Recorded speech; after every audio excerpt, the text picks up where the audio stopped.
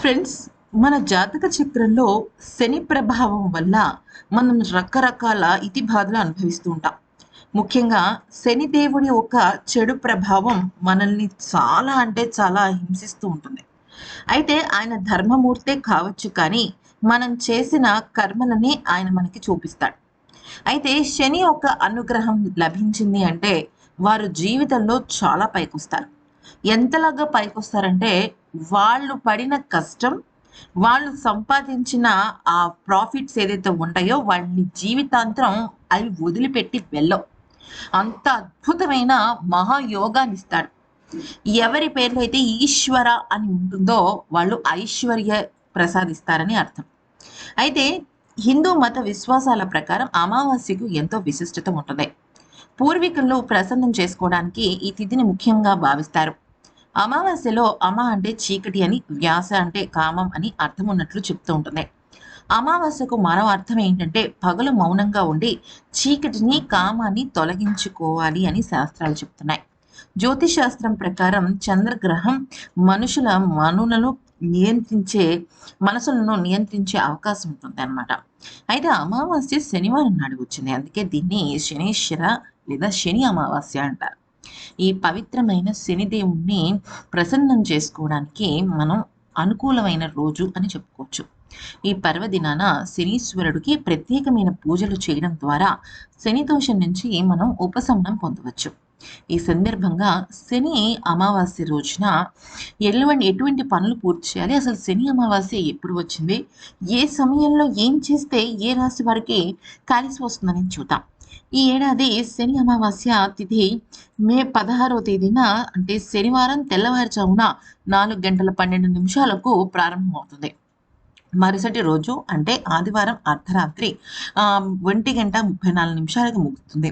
తెలుగు పంచాంగం ప్రకారం ఉదయం తిథి ప్రకారం శనివారం రోజున శని జయంతిని మనం జరుపుకుంటాం కాబట్టి ఈ అమావాస్య శని అమావాస్య అని కూడా అంటారు. ఈ పవిత్రమైన రోజు శనిదేవుడికి అంకితం చేయబడింది. ఈ పర్వదినాన ద్వాదశ రాసుల వారు శని మంత్రాలు పఠించడం వల్ల కొన్ని పరిహారాలు అయితే జరుగుతాయన్నమాట. అయితే ఇక శని అమావాస్య రోజున కొన్ని ఆచారాలను పాటించడం అత్యంత శుభప్రదంగా పరిగణించబడుతుంది. శని జయంతి వేళ కొన్ని పనులు చేయడం ద్వారా శనిదేవుని ప్రతికూల ప్రభావాలను తగ్గించడంలో సహాయపడుతుంది. ఈ పర్వదినాన శని భగవానుడికి మీ చేత్తో నల్ల నువ్వులు కానీ, నల్ల శనగలు కానీ, లేదంటే ఆవ నూనెతో దీపారాధన కానీ చేయాలి. రావి చెట్టు చుట్టూ 9 సార్లు ప్రదక్షిణం చేయాలి. అనంతరం నల్లని వస్తువులను పేదలకు దానం చేయాలి. మీ ఇంటి దగ్గర ఎవరైనా అవిటి వారు ఉన్నా, లేదంటే మతిస్థిమితం లేని వాళ్ళు ఉన్నా కూడా వాళ్ళకి ఆహారం పెట్టాలి. లేదంటే కనీసం ఎండాకాలన నీళ్ళైనా ఇవ్వాలి, అంటే వాళ్ళ దాహం తీర్చాలి. అంతేకాదు, మరొక ముఖ్యమైన విషయం ఏంటంటే మూగజీవులకి అన్నం పెట్టాలి. ఇవన్నీ ధర్మంతో కూడుకున్నవి. శనిదేవుడు ధర్మమూర్తి.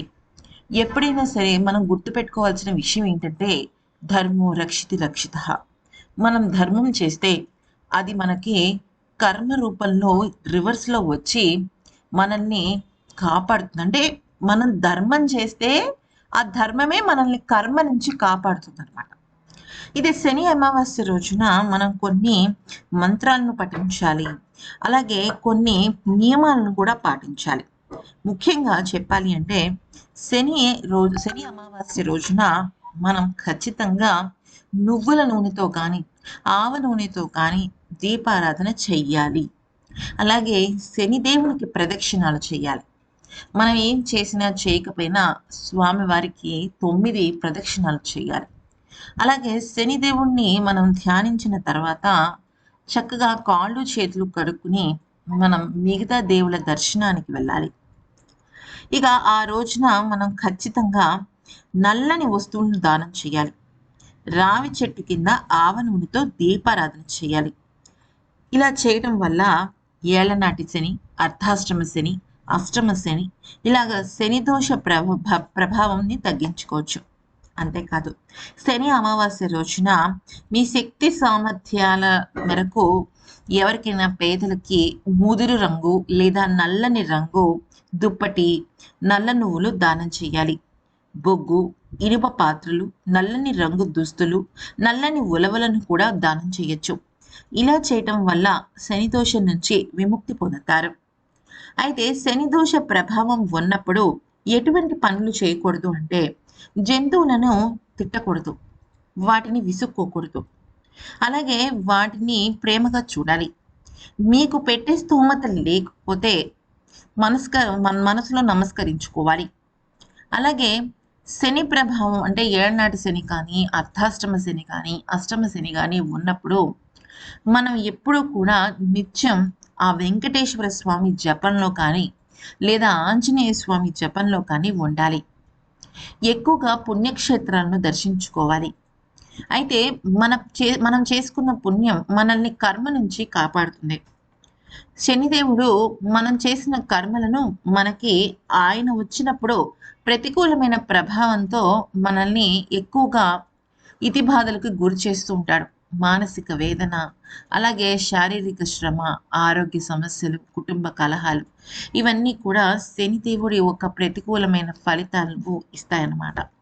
సో అటువంటి ఫలితాలు ఎవరికైతే ఉందో వాళ్ళు చక్కగా పగటిపూట మౌన వ్రతం చేయడం చాలా మంచిది. పగలు ఎక్కువగా వాళ్ళు మౌనంగా ఉండి సాయంత్రం పూట వాళ్ళు హనుమంతుడి నామం చేయటం, శ్రీరామ స్తోత్రం చదవటం, ఆ వెంకటేశ్వర స్వామి నామం జపించటం, గోవింద నామాలు జపించటం ఇవన్నీ కూడా శని ప్రభావంతో బాధపడుతున్న వాళ్ళకి మంచి ఉపశమనం కలుగుతుంది. అంతేకాకుండా మిగతా గ్రహ దోషాలు తొలగిపోవాలి అంటే ఆ పరమేశ్వరుడికి నీటితో కానీ, పంచామృతాలతో కానీ, చెరుకు రసంతో కానీ అభిషేకం చేయాలి. ఎప్పుడూ కూడా మనసు ప్రశాంతంగా పెట్టుకోవాలి. అయితే ఈ శని జయంతి రోజున ఏ సమయం అనేది శనీశ్వరుడి పూజకి ఉపయోగపడుతుంది అంటే శనివారం మధ్యాహ్నం 12:30 గంటల లోపు శని పూజ చేస్తే చాలా మంచిది. అంతేకాకుండా ఆ రోజు ఒంటి పూట ఉండటం కూడా చాలా మంచిది. అంటే మీరు పలహారం, టిఫిన్స్ లాంటివి తినాలి, అన్నం మానేసి.